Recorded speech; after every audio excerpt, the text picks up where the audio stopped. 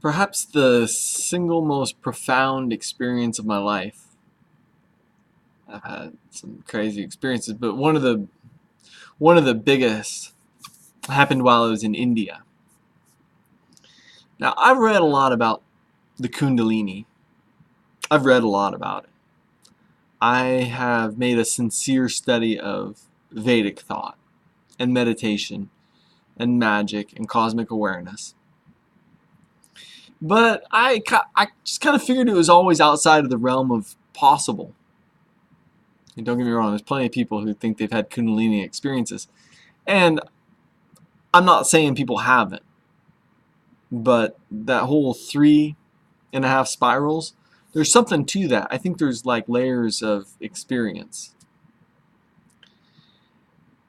Now, when I was in India, I went, one place I went was Mysore. And in Mysore is, just outside of Mysore is Chamundi Hill. I'll just tell you the story. So, I'm standing there for the bus, waiting. And this lady comes up to me and starts asking me for money. Very common thing in India. But this particular person, I decided I wasn't going to give her money. Just had already decided that. So she's asking, I'm saying no, but she doesn't stop. She just keeps asking. Like, keeps asking. And pretty soon what appears to be her mother, who's missing an eye, comes up, and I'm paraphrasing my interpretation. I couldn't understand what they were saying.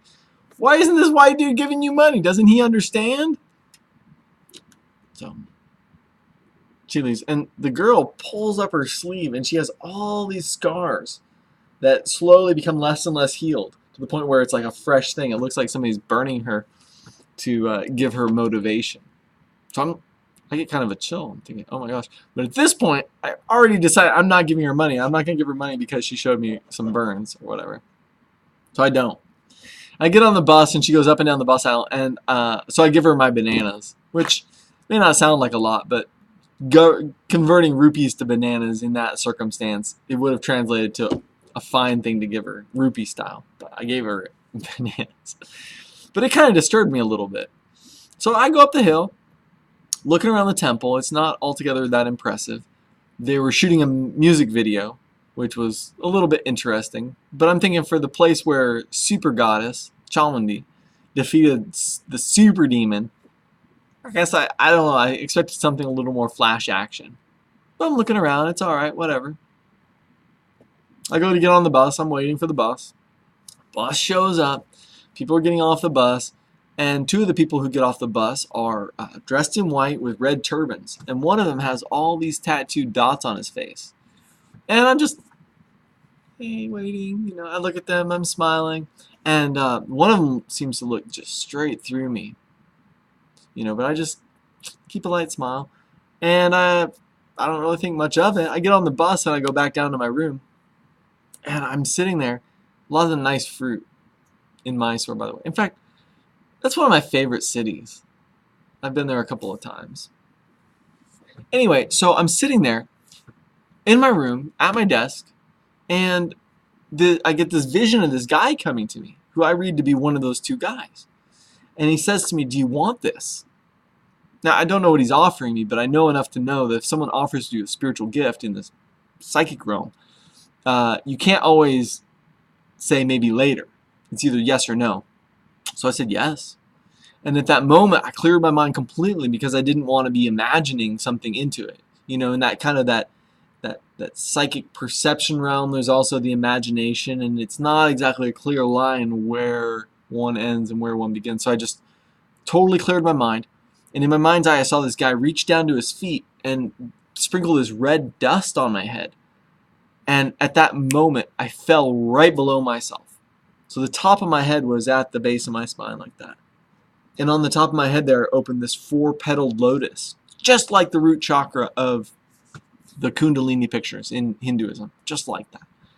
And with that happening came this sublime awareness that there's nothing I need to do in life that won't get done. There's nothing that I have to do that isn't already accomplished by my very life. And there was this profound peace of everything is there. Everything is worked out. And I just didn't know. I just kept a clear mind. And it faded after a little bit.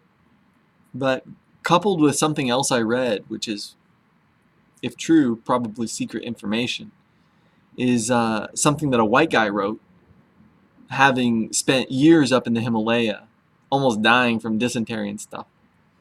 And he seemed to think that the Kundalini was something like that you ascended into. You know, most people think of it as rising up the spine. Well, from my experience and what I read in this guy's book, I believe at the true gateway of the Kundalini, you ascend into it. It's like your head starts at your own spine, and then you ascend through that channel into full-blown awareness. Now, I was just at the gateway, and that was profound. That was probably the most profound experience I've ever had, not on drugs. And let me show you a book.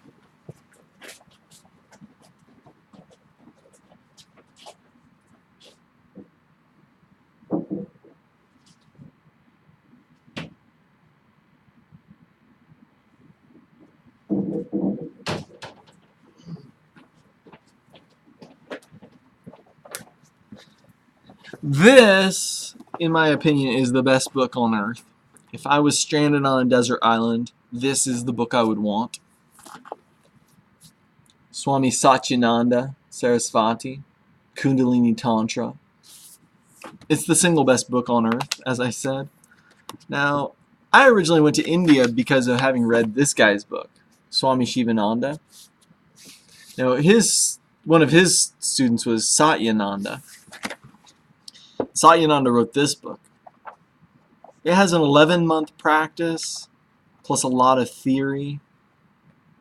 You know, it starts out at the third eye, and then it drops down to the root chakra. That's it right there, baby. That's 4-petaled red lotus right on top of my head. It was the most amazing thing. Well, in this book, he says that the root of the word Kundalini is Kunda, which is pit, like a fire pit. Whereas most texts you read will say it's related to the word for serpent. But this guy says it's the root of the word Kundalini, and I value him as being authoritative. It says the root is from the word for fire pit. And the theme is kind of a double meaning, which is, on one hand, you have the yogis who always have a burning ember, a burning fire.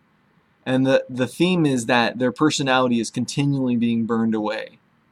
You know, all the dross of having a personality is always extinguished. They're always right at the hub of creation.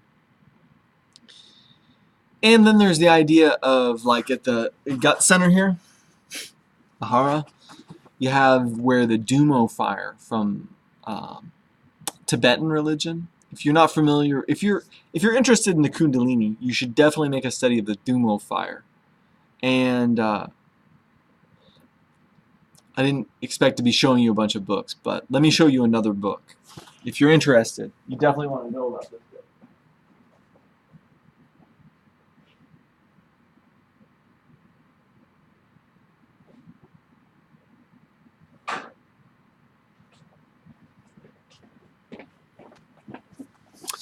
You definitely want to know about this book if you're interested in all things Kundalini or the Dumo fire. It's T-U-D-U-M-O, Dumo fire. So I had this in hardback.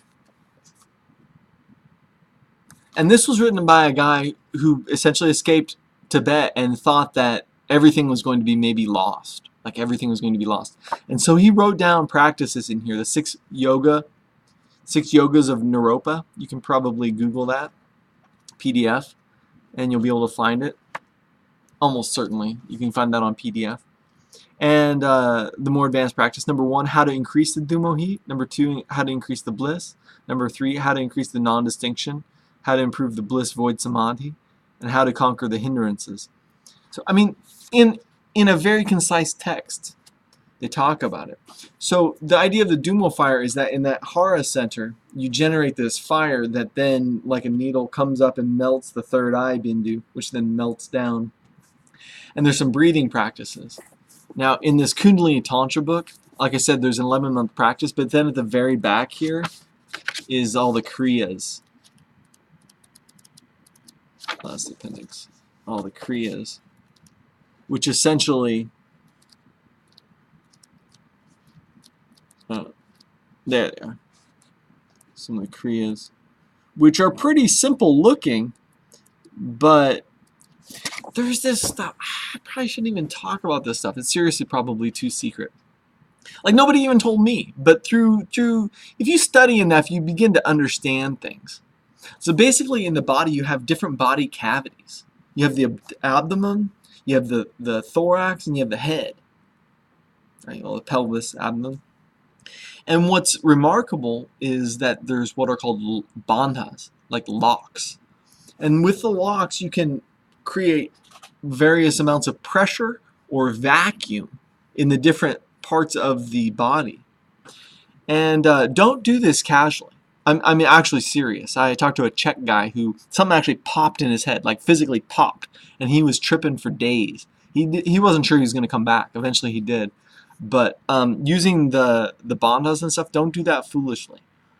Seriously. I mean, it's actually a thing. Don't foolishly work with that stuff. You can actually hurt yourself.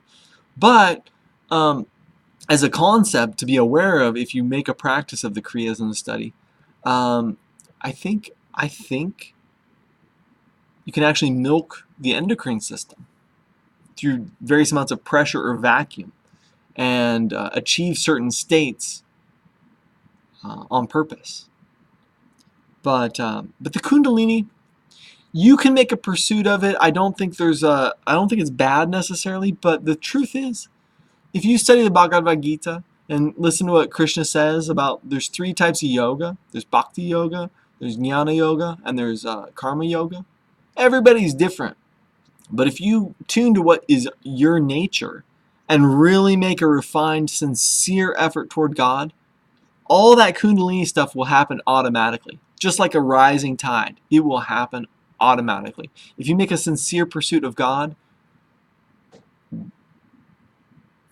you will reach the goal. There's nothing better in this life than to pray for love of the name of God. That's the most powerful thing. Love of the name of God is the most powerful thing on earth. The most powerful for a human. I'm telling you.